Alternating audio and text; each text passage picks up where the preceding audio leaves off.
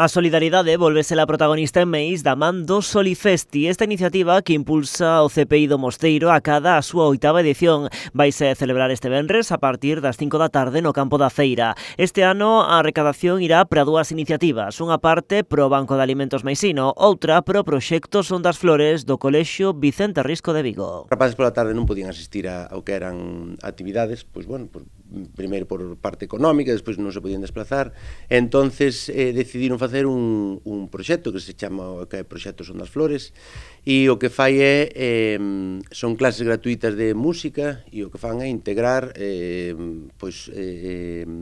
esa carencia que tiñan os rapaces de poder ter algunha actividade polas tardes, pois suplíron facendo esa actividade. Na xornada agardase a implicación de 400 nenos e nenas porque nesta iniciativa están implicados todos os centros do municipio. Cada un deles aportará tamén o seu talento ao festival. Está o Colexio de Infantil, a Escola Infantil de Meis, o CRA de Meis, o Colexio de Armenteira e o CPI. Este ano ben invitados, veñen con o Colexio Vicente Risco.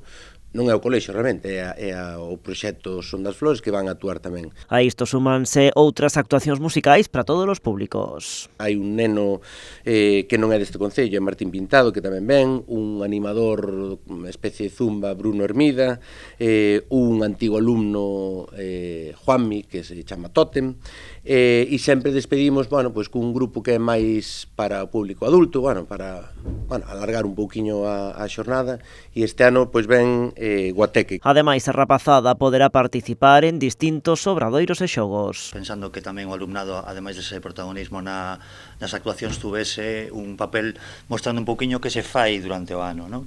E intentando entroncalo tamén cos proxectos de centro. Este ano, aquí dentro da biblioteca e dos departamentos, promovimos un proxecto chamado Temos Raíces, e entón varias das actividades relacionadas con ese proxecto queremos mostralas na primeira parte do Solifesti, non?